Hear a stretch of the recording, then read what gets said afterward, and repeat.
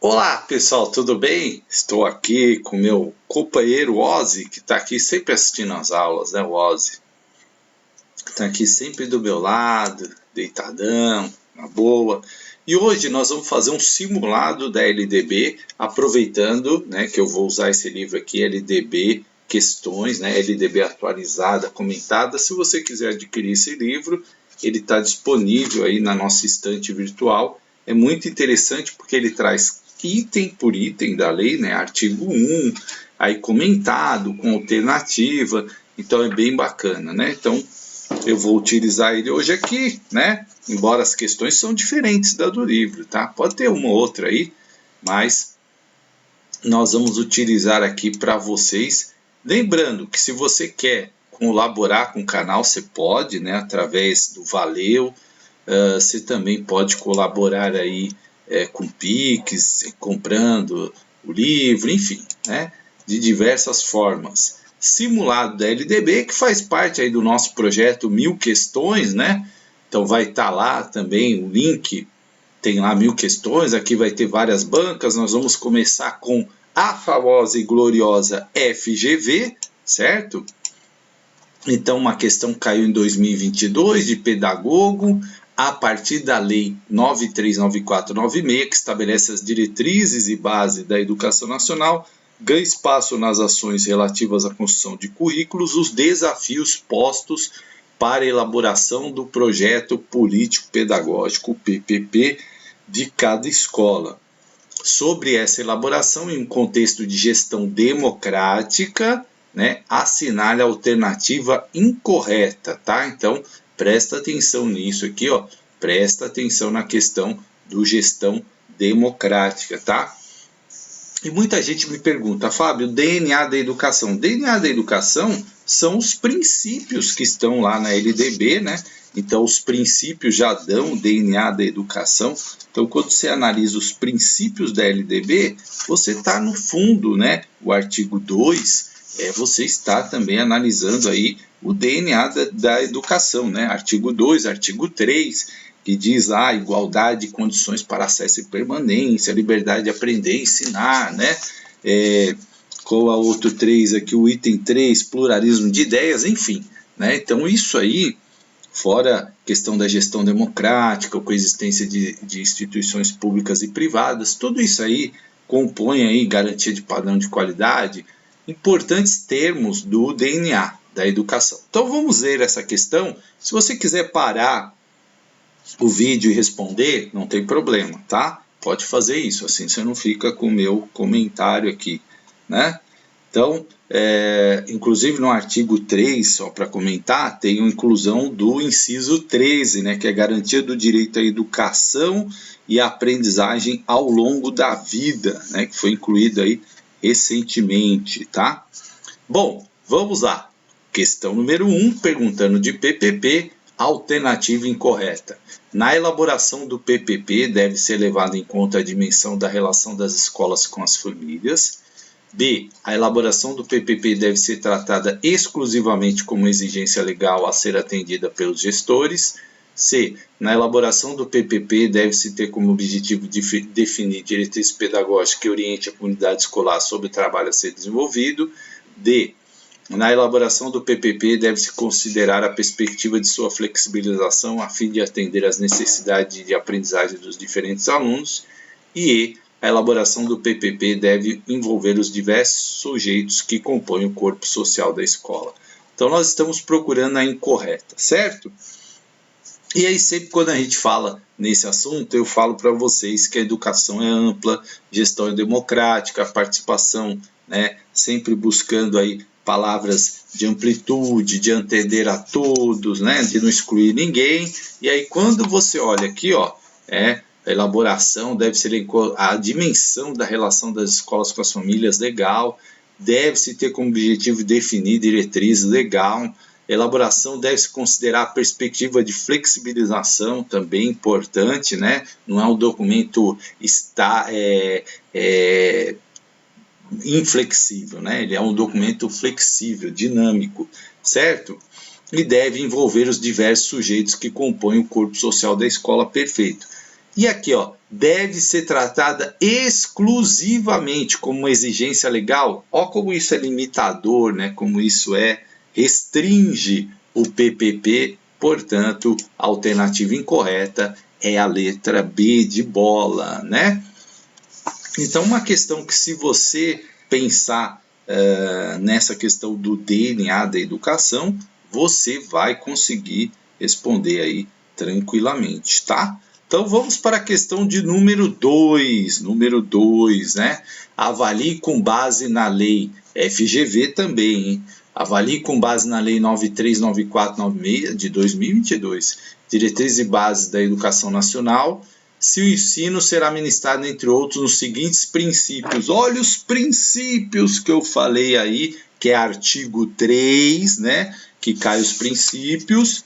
Então, você tem que saber, certo? Ó, gratuidade do ensino público em estabelecimentos oficiais. A primeira dica que eu dou nesse tipo de questão é assim, olha a resposta, né? Ó, tem todas. Então não deu muita dica, né? Se não tivesse todas, aí você já ia procurar alguma coisa errada aqui, mas tem todas. Então tem 1 e 2 apenas, 3 e 4, 1, 2 e 3, 2, 3 e 4, 1, 2, 3 e 4, né? Então vamos ver. Gratuidade do ensino público em estabelecimentos oficiais. Valorização do profissional da educação escolar. Valorização da experiência extraescolar. Consideração com a diversidade étnico-racial. E aí? Qual que estão corretos? 1 e 2, 3 e 4, 1, 2 e 3, 2, 3, 1, 2, 3 e 4. Responde aí. Por isso que eu falo, princípios sempre cai. Olha a FGV aí perguntando princípios, né? Princípios são importantes, eles dão ali o DNA, a alma da lei, né? E se você respondeu 1, 2, 3 e 4, você acertou, certo? Gratuidade do ensino público em estabelecimentos oficiais, valorização do profissional da educação escolar, valorização da experiência extraescolar, né, aquilo que o aluno traz, e consideração com a diversidade étnico-racial, também aí importante. Vamos para número 3, uma questão da FEPESE, né, FEPESE, né, S, né, FEPESE. 2022, os princípios orientadores da educação. Olha aí, princípios que aparecem no artigo 206 da Constituição Federal, que também é importante você saber, são ampliados na Lei de Diretrizes e Bases, especialmente no artigo 3. Nesse artigo constam 14 princípios, entre os quais, 1. Igualdade de condições para o acesso e permanência na escola. 2. Liberdade de aprender, ensinar, pesquisar e divulgar a cultura e a arte e o saber. 3. Pluralismo de ideias e concepções pedagógicas. 4. Respeito à liberdade e apreço à tolerância. 5. Gestão democrática e privada do ensino, né? Então, importante aí essa questão dos 14 princípios aí da LDB. Gente, quer olhar a LDB, né? Você vai lá no site do Planalto, né? Tem lá as leis, puxa a LDB do Planalto, que ela é totalmente atualizadíssima, tá? Então, ó, assinale a alternativa que indica todas as afirmativas corretas. São corretas apenas 1 e 5, são corretas 1, 3 e 2, são corretas apenas 2, 3, são corretas apenas 1, 2, 3 e 4 e são corretas 1, 2, 3, 4 e 5. Então vamos lá, igualdade de condições para acesso e permanência está nos princípios? Sim, está no princípio, né? É o princípio inciso 1 da lei, né? Liberdade de aprender e ensinar? Sim, é o 2, né? Pluralismo de ideias é o 3, está correto. 4, respeito à liberdade e apreço à tolerância? Sim. E aqui, gestão democrática e privada do ensino? Opa, aí aqui já é inciso 8, né? E o inciso 8 diz o seguinte: gestão democrática do ensino público na forma desta lei e da legislação dos sistemas, né? Então, não é gestão democrática do ensino público, não do ensino privado. Portanto, são corretas a 1, 2, 3 e 4. Cuidado, que essa é uma pegadinha muito usada pelas bancas, colocar aqui gestão democrática no ensino privado também. Não, o ensino privado pode optar pelo modelo de gestão, se não quiser ser democrático, pode, né? Então, democrático tem que ser obrigatoriamente na educação pública, tá? Então, muito cuidado aí com isso, que é uma pegadinha normal. Claro que a maioria das escolas particulares acaba tentando aí, né, fazer a gestão democrática, mas a gente sabe que nem todas, né? 4. Banca Consulpan, né? O pessoal me pediu, faz a análise da Consulpan. Arrumei umas questões aqui da LDB.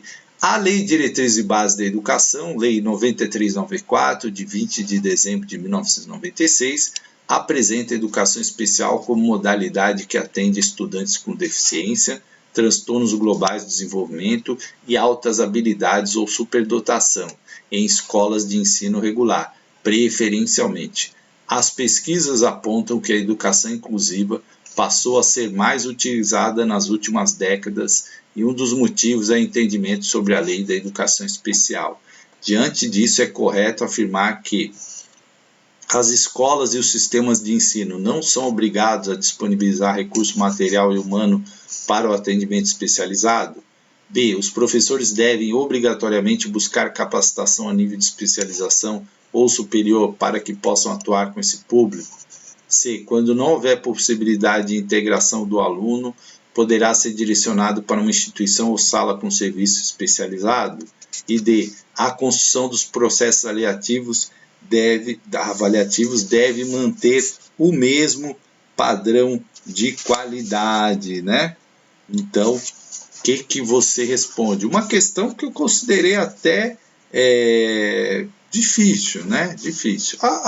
Dá para eliminar, não é tão assim difícil, mas, né? Tem aí pode ter uma pegadinha aí que você acabe caindo, certo? Então vamos lá, o que você respondeu aí nessa, né? Bom, de cara a gente já elimina a letra A, né, gente? As escolas e os sistemas de ensino não são obrigados, né? Aí a gente já elimina, né? Não são obrigados? Não, claro que são, né? São obrigados, é inclusão, tal. Os professores devem obrigatoriamente, né? Essa palavra aqui, buscar capacitação a nível de especialização superior, essa palavra aí, obrigatoriamente, não ficou legal, né? A construção dos processos deve manter o mesmo padrão para todos os estudantes? Se a gente está falando de uma educação inclusiva, de uma educação que pensa nas pessoas, né? Então, nem todas são iguais, né? Algumas têm algumas dificuldades, e aí a gente vai exigir a mesma avaliação para todos, então a gente tem que pensar nisso, né? E aí nos resta a letra C, né? Quando não houver a possibilidade de integração do aluno, poderá ser direcionado para uma instituição ou sala com serviço especializado. Lembrando, gente, que isso é uma exceção da exceção. Preferencialmente, por isso que muita gente acaba errando essa questão, preferencialmente deve-se estar no ensino regular. Porém, né, existe essa possibilidade, né, quando não há possibilidade de integração, aí sim, né, é dada essa oportunidade aí que o aluno pode ser direcionado para uma instituição ou sala com serviço especializado, tá? Então, muito cuidado com isso, porque muita gente acaba errando essa questão por esse motivo, né? Então, atenção para você não errar. Eu até considerei essa questão aí uma questão, vamos dizer assim, que pegou muita gente, né? Pegou muita gente aí muita gente acabou errando essa questão, certo? Então, vamos lá para a questão número 5 da AMEOSC, né? 2022. Então, essa questão, ela vai falar sobre a Lei 9394, né? Estabelece as diretrizes e bases da educação, e ela vem aqui trazendo, de acordo com o título 4 da Organização da Educação Nacional, artigo 8, a União, os estados, o Distrito Federal e os municípios organizarão em regime de colaboração, e pediu um complete, né? Marque a alternativa que complete coerentemente o caput do artigo 8. A. O acolhimento aos alunos da educação básica. B. Os respectivos sistemas de ensino. C. A participação comunitária na educação básica. E D. A atuação da família no planejamento do ensino. E aí, o que você respondeu, né? Então, vamos lá. O que você respondeu nessa questão? É uma questão que você tinha que lembrar ali o capítulo, o artigo 8, certo? O que ele diz, o artigo 8, para você não errar, né? Então, o artigo 8 traz lá a União, os estados, os distritos, os municípios organizarão em regime de colaboração os respectivos sistemas de ensino, letra B, né? Então, aí o artigo que traz aí o papel dos estados, do município, né? Lembrando que os municípios devem atuar ali principalmente no ensino fundamental e na educação, né? No ensino fundamental e na educação infantil, certo? Que é o campo de atuação ali dos municípios. Isso impede que eles atuem em outros? Não, mas prioritariamente, né, nesses dois campos. Ele não pode partir aí para outros campos se ele não está atendendo esses, né? Então, o ideal é primeiro a educação infantil, certo? Então, vamos lá agora para Banca Avança, São Paulo.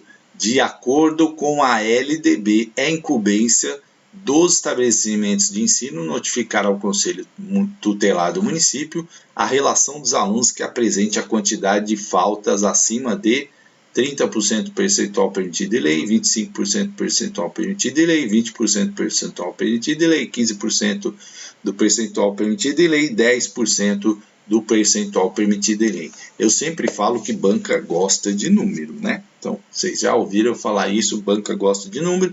Esse é um tema que foi mudado, não faz muito tempo, né? A mudança, ela é, se a gente pensar em lei, ela é até recente. Então, também essa é uma questão que pode pegar alguém aí de surpresa, né? Mas acho que a maioria já sabe, certo? E eu sempre enfatizo isso nas minhas aulas. Aqui no caso é 30% do percentual permitido em lei, né? Então deve o gestor, diante desse quadro de número de faltas, de 30% do percentual permitido em lei, comunicar ao conselho tutelar, né? Notificar o conselho tutelar, certo? É claro que a escola deve, né? Convocar os pais, né, fazer todo o seu trabalho de registro, enfim, mas, né, é exatamente isso aqui, colocado aí, 30% do percentual permitido em lei, certo?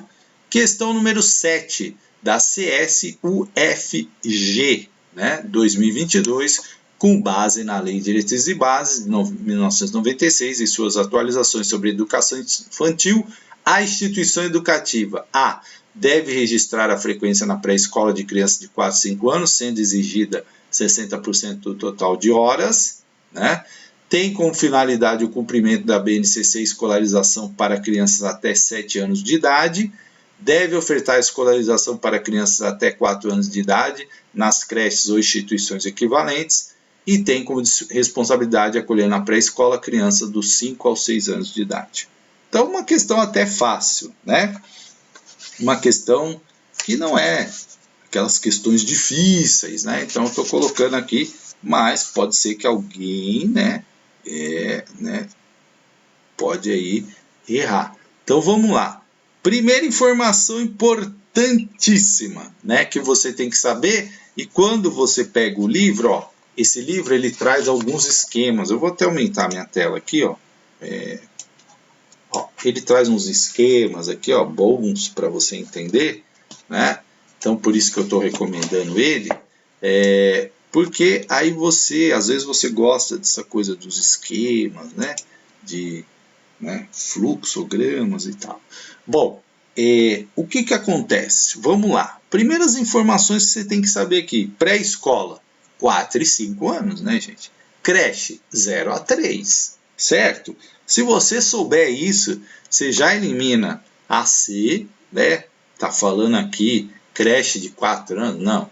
Tá falando aqui pré-escola de 6 anos? Não, porque a criança tem que entrar com 6 anos no primeiro ano, desde que faça aniversário, complete um ano, complete 6 anos até 31 de março, que é a data de corte. Se você souber isso, você já eliminou C e D, né? A pré-escola tem a função de escolarização de crianças até 7 anos de idade. Acabamos de falar que pré-escola é de 4, 5 anos, né? Portanto, já eliminamos a B. Aí ficamos com a A. É verdade? Deve registrar a frequência? Sim, de criança de 4, 5 anos, sendo exigida 60% do total de horas, né? Eu fiz até um videozinho pequeno para falar disso, né? No fundamental é 75%, não esqueça, na pré-escola é 60%. Professor, a criança não frequentou 60%, então ela não vai para o primeiro ano, ela repete a pré-escola? Não, né? Educação infantil não tem reprovação, segurar, nada disso, né? Então, o que acontece? Ela não cumpriu os 60%, vai ser notificado, conselho tutelar e tal, mas ela vai ser matriculada normalmente no primeiro ano, tá? Não tem isso. Não frequentou a pré-escola, mas vai pro primeiro ano, né? Vai pro primeiro ano, tá, gente? Então, cuidado com isso para você não cair aí numa questão dessa. 8. Da banca máxima, né? 2022. A partir da promulgação da Lei de Diretrizes e Bases, em 1996, definiu-se quais tipos de gastos com educação poderiam ser computados por estados e municípios e Distrito Federal, dentro da porcentagem ditada pela Constituição, que é 25% da arrecadação. As alternativas estão corretas no que concerne gastos com a educação, né? Ficou repetido aqui. Básica, exceto... Então, como pode gastar? Primeiro, né, tem que gastar estados e municípios e Distrito Federal no mínimo 25% da arrecadação com a educação. E o governo federal, União, 18%. Tá? Então, guarda esses números aí que eles são importantes. Levantamentos estatísticos e pesquisas visando a qualidade e expansão do ensino. B. Aquisição de material didático escolar e programas de transporte escolar. C. Remuneração e aperfeiçoamento do pessoal docente e demais profissionais da educação. E D. Vacinação de alunos como medida de proteção devido à pandemia. Então, uma questão até fácil, mas pode ser que a pessoa caia aí, né? Essa coisa de Covid e tal, pandemia, né? Mas não. Vacinação é verba da saúde, não tem nada a ver com educação, né? Então pode levantamento estatístico e pesquisa? Sim. Pode aquisição de material didático escolar? Sim. Remuneração e aperfeiçoamento pessoal? Sim. Vacinação? Não. Vacinação é da saúde, é o exceto, tá? Então, tranquilo aí também para você responder essa questão, tá? Número 9, FCC, banca chatinha, né? Fundação Carlos Chagas, né? E aqui eu coloquei essa questão porque aqui tem um alerta, né? Eu sempre falo que o DNA da educação ajuda a responder 80% das questões, sim, né? Mas tem aquele 20%, né? Que nem aquela música, ela 99% perfeito, mas tem aquele 1% vagabundo, né? Essa questão aqui derruba um aspecto do DNA da educação. E eu vou falar por quê. FCC 2022, artigo número 12, da LDB vigente estabelece em seu inciso 1 que os estabelecimentos de ensino, respeitadas as normas comuns e a do seu sistema de ensino, terão incumbência de elaborar e executar sua proposta pedagógica, né? Então é uma questão que pergunta do artigo 12, né? E é preciso estar atento a isso, ó. Mencionou um artigo, certo? Artigo 12. Então é preciso estar atento a isso. O processo de elaboração da proposta pedagógica da escola deve considerar toda a equipe escolar, diretores, coordenadores, pedagogos, docentes, coordenadores de área, né? Aí eu falo assim, é importante, né? Porque tá incluindo todo mundo e tal, né? Beleza.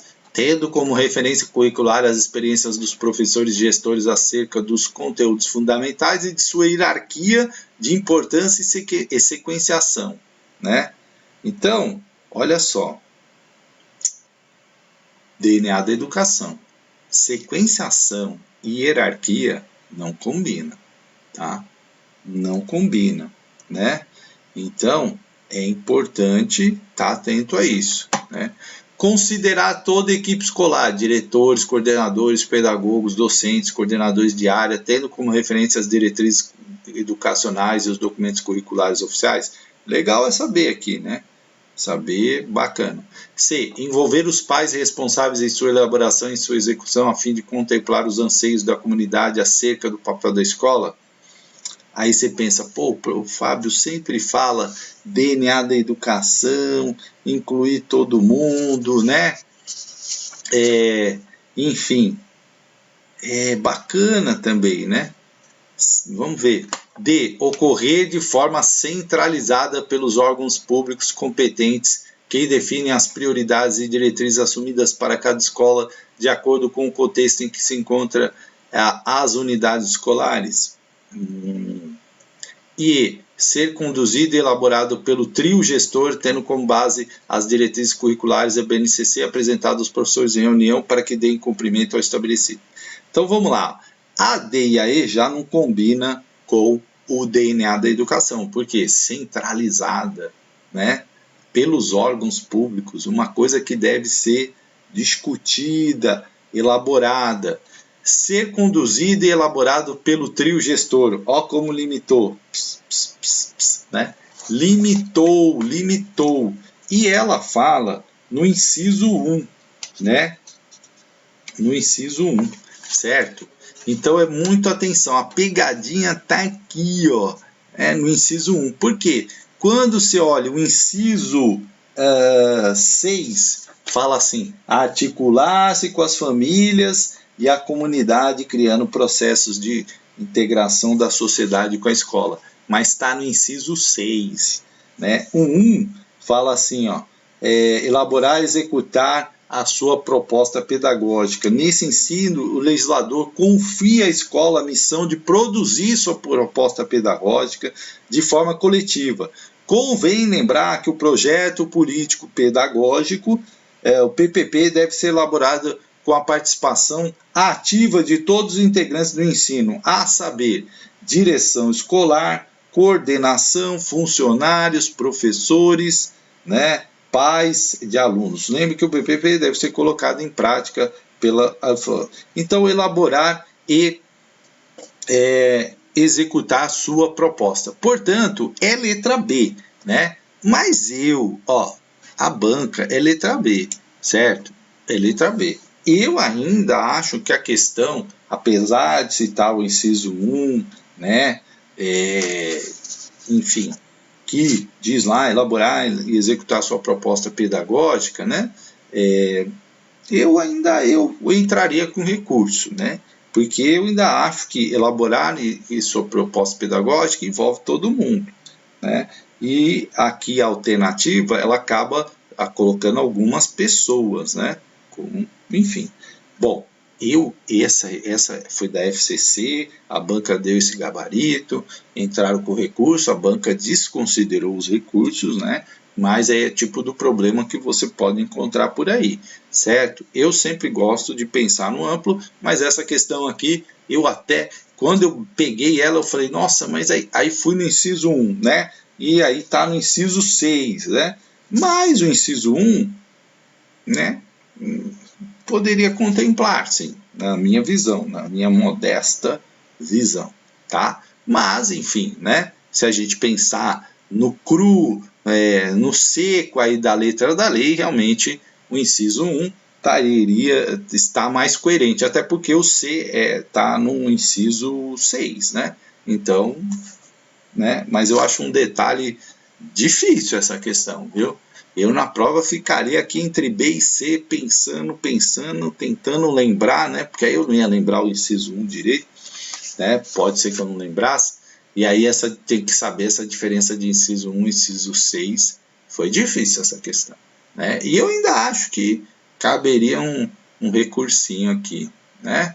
Mas realmente, a B, se você pensasse friamente, né? A B é aquela que melhora aí, né? Porque a C também a gente já estaria falando de inciso 6, embora eu acho que o inciso 1 contempla também os pais irresponsáveis, mas tudo bem, né? Tudo bem, achei essa questão bem difícil.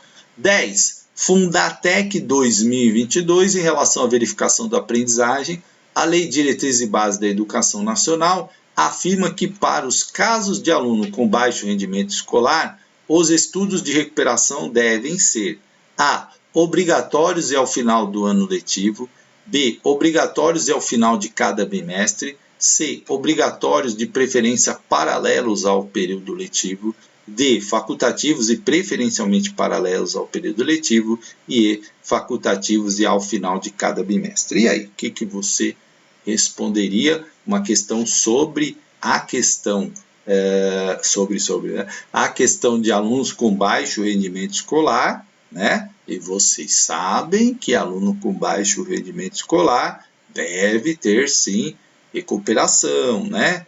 E de preferência paralela, né? Paralela, não ao final de cada bimestre. Então, a gente já eliminaria aí a B e a E. Mas, né, elas têm que ser obrigatórias. E de preferência paralelas, portanto, letra C, de casa, né?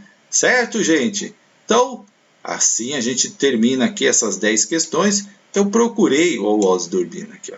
Eu procurei mostrar para vocês, né? Inclusive as polêmicas, né? Como essa da MTC, né? Que eu li aqui o inciso 1, tal, da interpretação do livro, e você vê que é uma questão que gera divergências, né? Mas, né, a gente sabe como que é. Inclusive, outro dia me perguntaram, professor, se a gente entrar com um recurso, a banca muda o gabarito, e a gente percebe que mudou, mas está errado, né? Então, o Supremo Tribunal de Justiça, ele tem dado, já deu um acórdão que a banca é soberana, né? Então, muita gente às vezes acaba judicializando, mas não tem muito sucesso, porque o judiciário tende a manter as decisões da banca, né? Mas você vai se deparar com isso. Então, eu sempre falo, DNA da educação é importante, mas é importante também você conhecer a lei, você ler a lei, você vai se deparar com questões, às vezes, polêmicas, né? Como essa 9 que eu li aqui. Inclusive eu fiquei, nossa, mas por que eles colocaram isso, né? Então eles podiam ter evitado essa confusão, né? Colocado lá nascer uma outra alternativa, enfim. Mas isso acontece, né? Acontece e você vai se deparar com isso.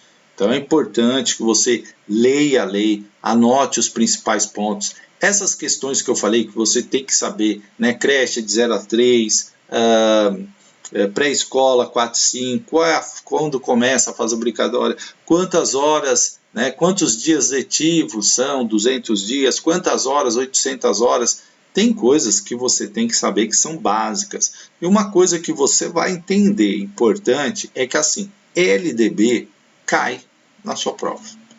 É difícil você pegar uma prova e não ter pelo menos uma questão de LDB.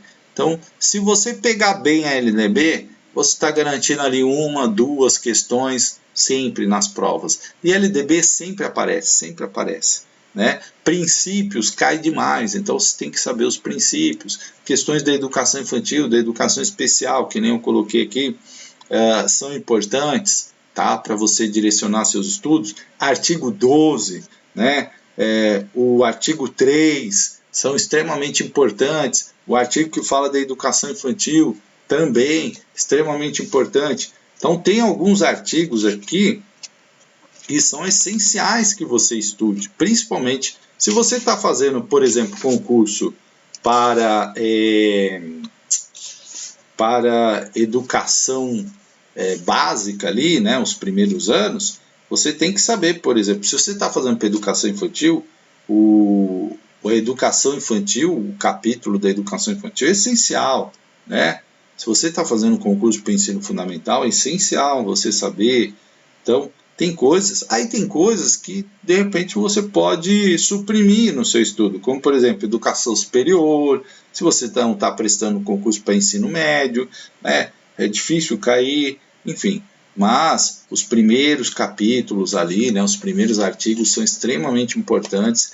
É uma lei que cai demais. Se você souber LDB, você já vai conhecer ali muito do DNA da educação, né, vai te ajudar em outros documentos, as diretrizes curriculares nacionais, né, em outros documentos, porque eles seguem todos ali a linha da LDB, a linha da Constituição que está os princípios, então isso vai te ajudar demais, tá bom?